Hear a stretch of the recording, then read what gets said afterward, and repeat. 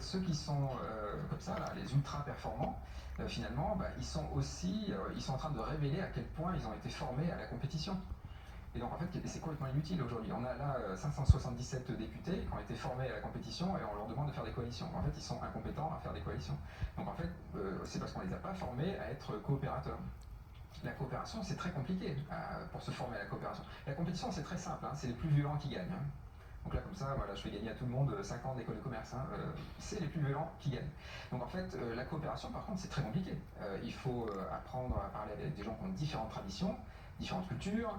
Il faut s'exposer à des conflits, il faut savoir résoudre les conflits. Enfin, c'est très compliqué. Donc l'école de la coopération, c'est ça. Hein, enfin, avant de mettre des panneaux solaires sur les toits, il faut d'abord faire de la coopération. On aura besoin de coopérateurs dans un monde futur. De diplomates, peut-être. Oui, des diplomates, voilà, mais des diplomates qui intègrent les non-humains. Hein. C'est vraiment le contrat naturel de Michel Serres, etc. Hein. Donc c'est de la diplomatie entre humains et avec les non-humains. Où en fait on sort d'un dualisme nature-culture. Quoi, hein. On est vraiment les trois. En gros, c'est ce que je dis souvent. Hein, c'est quand je vois des entrepreneurs, je leur dis que la loi de l'offre et la demande n'a aucun sens. Parce que la loi de l'offre et la demande, c'est des humains qui s'échangent des biens et des services et qui considèrent que la nature est gratuite et illimitée. Donc c'est évidemment pas vrai. À l'échelle d'une vie humaine, c'est pas vrai. Donc la vraie loi, c'est la loi des besoins et des ressources. Loi des besoins et des ressources. Et en fait, dans la loi des besoins et des ressources, on ajoute le troisième fil de la prise de terre, avec un grand T.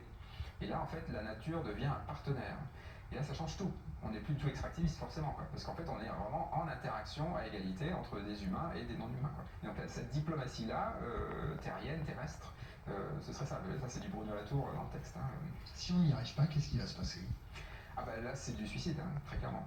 Si on n'est pas capable de se reconnecter au vivant, et donc quand je dis reconnecter au vivant, c'est pas juste faire attention aux orchidées sauvages, c'est vraiment penser le monde fluctuant comme les êtres vivants le pensent, c'est-à-dire en augmentant leur robustesse. Hein.